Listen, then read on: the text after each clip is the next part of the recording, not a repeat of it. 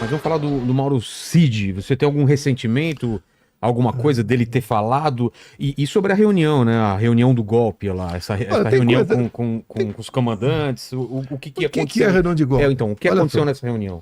Quando o TSE, o Tarcísio chegou aí. Capita. Vai apanhar junto comigo. Capita. Aí, agora vem dividir as porradas aí. Você tem, Capita? Seja bem-vindo, governador. Então, olha só, a partir do momento que na primeira vez que nós peticionamos o TSE, foi indeferido no dia seguinte e dado uma multa de 22 milhões de reais para nós. Juntei o nosso pessoal lá, né, e falei, se a gente recorrer, a multa pode passar para 200 milhões. E pode até caçar o regime do partido, então fica quieto. Daí eu juntei algumas pessoas dentro da Constituição, que a gente pode ver. Daí o nego falou, tem GLO, tem Estado de Sítio, tem Estado de Defesa, tem intervenção federal, damos uma olhada em 2 reuniões, esquece. Não tem que discutir esse assunto, esquece. Agora você discutir, e como disse o depoimento do comandante do Exército, hipóteses de dispositivos constitucionais, isso é crime. Que o pessoal tá chamando de minuta do golpe, não é isso? Mas não apresenta a minuta do golpe. Quem tem que apresentar? Eu tenho que provar que sou inocente. Não ele tem que provar que eu sou culpado. Mas eu não sei se isso vazou ou se já está público, né? Que da Aeronáutica teria topado Não, o contrário. Da Aeronáutica. Como que é? Então, me explica. O depoimento da Aeronáutica foi um negócio aí que dá até vergonha. É? Como vergonha.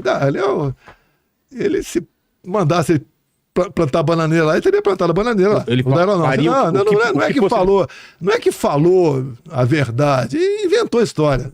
Tá? Você pega o depoimento da Marinha e do Exército, é diferente. O do Exército foi discutido hipóteses de dispositivos constitucionais. Que hipóteses seriam essas? Seriam de... Sítio, defesa, qual o problema? Qual o problema? Mas isso é normal numa reunião? Não. Mas qual o problema você discutir condição com quem quer que seja? Até nós aqui agora, qual o problema? Porque se fosse dar golpe, o que é um golpe? Primeiro que um golpe você não pode fazer em poucos meses. Um golpe é gestado. Não, é gestado ao longo do tempo. Inclusive, o mais importante, o after day.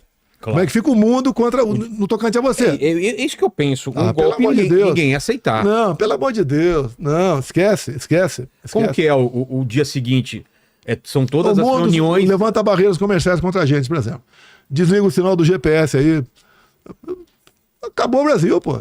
Você tem que dar uma de Chaves e Maduro. Não existe mesmo... Não, isso é loucura. Isso é loucura. Com os Estados Unidos, por exemplo. Os Estados Unidos não ia topar. Com o Biden. Eu ia negociar com o Biden. Nem com o Trump eu ia negociar isso aí. Com ninguém. Com o Biden você não podia dar uma ligada. Olha só. E eu tenho liberdade para o presidente para falar, às vezes, determinadas coisas. Era assim quando ministro, então eu procurava sempre dar o melhor assessoramento, porque a gente quer o melhor. Né? A gente quer o sucesso dele. Eu sei do propósito do presidente. Quando me perguntaram agora se eu seria testemunha de defesa do presidente, eu disse, claro, óbvio que eu vou ser, por uma razão simples. Eu acompanhei Jair Bolsonaro ao longo da presidência dele. E, de certa forma, tenho o privilégio de ser um dos ministros mais próximos do presidente. Então, tive uma proximidade muito legal com o Bolsonaro, que me abriu uma porta, e a gente já conversou sobre isso, inclusive aqui, que jamais ninguém abriria. Porque o presidente acabou apostando em técnicos, acabou desafiando a lógica. Ninguém fez o que o Bolsonaro fez. Ninguém. Quando que eu ia ser ministro de Estado? Nunca, isso nunca passou pela minha cabeça, porque antigamente um ministro de Estado tinha que ser vinculado a um partido político, um ministério era entregue para um partido, porta fechada. O Bolsonaro rompeu com isso. E eu procuro fazer a mesma coisa aqui em São Paulo. Então, eu tenho uma gratidão muito grande, vou ser grato sempre, vou ser leal sempre, porque é uma pessoa que nesses anos todos, eu nunca vi pensar em outra coisa senão o interesse das pessoas. Eu posso dar N depoimentos aqui, N. No caso do Covid, por exemplo, eu me lembro de chamando o Paulo Guedes e dizendo, como é que vai ficar se a gente fecha tudo? O cara que vende biscoito Globo na praia. Como é que vai ficar o cara do churrasquinho, que ganha o dinheiro na porta do estádio no final de semana? Né? Como é que vão ficar essas pessoas humildes que estão no sinal? Essas pessoas que dependem do comércio, o pequeno comerciante? E aí nasceram uma série de coisas. Nasceu o auxílio emergencial, nasceu o Pronamp, nasceu o benefício emergencial. Aí, naquele período, era comum, por exemplo, a gente ir num restaurante e ouvir do garçom, meu emprego foi salvo graças a vocês, porque o Estado assumiu o ônus de pagar parte daquele encargo. Quantos empregos foram salvos dessa forma? Eu vi o presidente se preocupar com o motorista de caminhão, a questão dos 20 pontos, a questão da não cobrança do pedágio no eixo levantado, a questão da diminuição da multa por fuga de balança, a questão do prazo para renovação de carteira, né? Eu vi o presidente se entusiasmar com a questão do Pix, com a inserção das pessoas no mercado de crédito. Eu vi o presidente preocupado com a água no Nordeste, eu vi o presidente querendo isentar motocicleta de pedágio, eu vi um cara que se preocupava com as pessoas. Agora, quantas vezes eu vi o presidente arquitetando, armando alguma coisa que tivesse fora da Constituição? Nunca. Nunca. Esse papo nunca houve. E assim, se eu era um ministro próximo, eu nunca ouvi nada disso.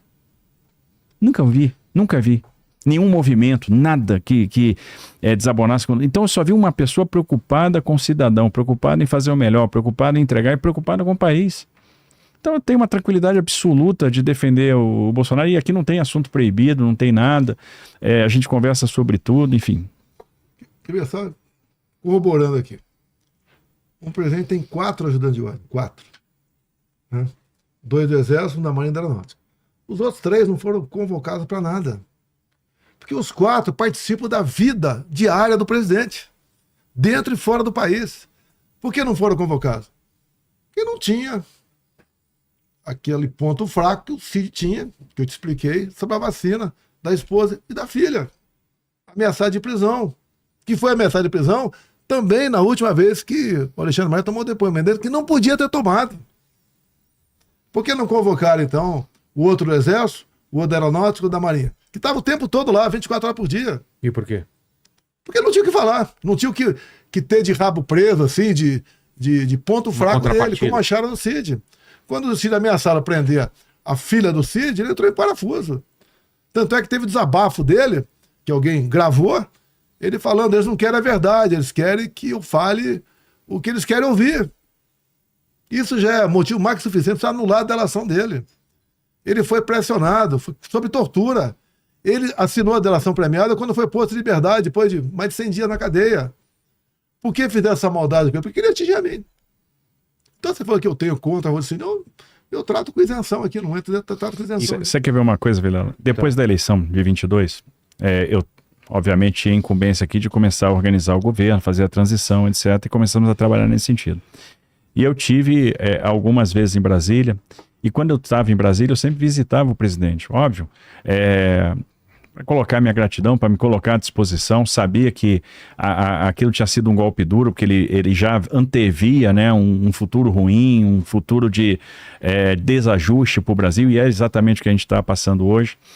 De novo, tive a oportunidade de conversar sozinho com ele na Alvorada, eu, um cara próximo, nunca me falou nada, nunca cogitou nada, porque não existia nada. Agora, nomeou o chefe da Casa Civil para conduzir uma transição. No finalzinho do mandato, gravou uma live dizendo, olha, o mundo não vai acabar dia 1º de janeiro, e foi a palavra do presidente, e na sequência a gente vai se estruturar para garantir as reformas, vamos continuar andando, vamos continuar defendendo o país.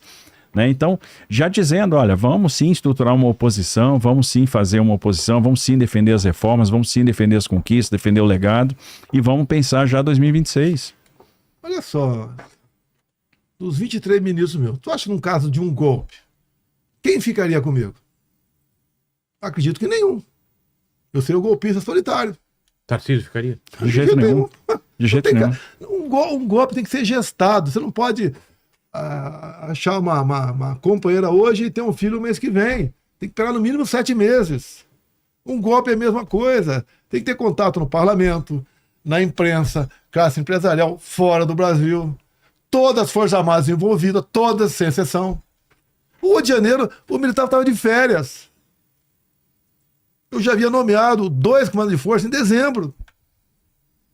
Eu vou dar golpe em Rio de Janeiro, lá da Disney, eu estava lá fora. Outra coisa que chama a atenção, o presidente nomeou os comandantes de força escolhidos pelo novo governo no mandato dele. Não tem lógica isso aí, meu Deus do céu. O que é minuta de golpe? Eu quero saber o que é isso. Que fica no imaginário das pessoas. Uma minuta de golpe. Então, eu também quero saber o teor disso. Eu também quero saber, todo mundo quer saber. Meus advogados querem ver. Saber assim, o que foi dito e como foi dito, né? Porque isso é muito importante. A questão de você discutir. Isso vai ser. Você discutir hipóteses de defesa, sítio, não tem problema nenhum. Dispositivo em caso de subir a temperatura. Você tem que ter um motivo. Quando você manda estado de sítio para... Você ouve os conselhos. Vai subir a temperatura, é o estado das ruas. Você ouve os conselhos. Você ouve os conselhos. Quando você manda a proposta para o Congresso, você manda a proposta pedindo autorização para baixar o decreto, com exposição de motivos. Se tiver mentira ali, o presidente está em curso em crime de responsabilidade. E ninguém dá golpe. O que é um golpe? É algo fora da Constituição. Claro. E não era a temperatura, era a questão, porque nós aqui não fomos tratados com o devido respeito quando nós peticionamos o TSE. Multa, por que 22 milhões de multa? É sarcasmo, é para te humilhar. Você já viu algum advogado ser multado por ter peticionado alguém, pô? Não existe isso. Só ele.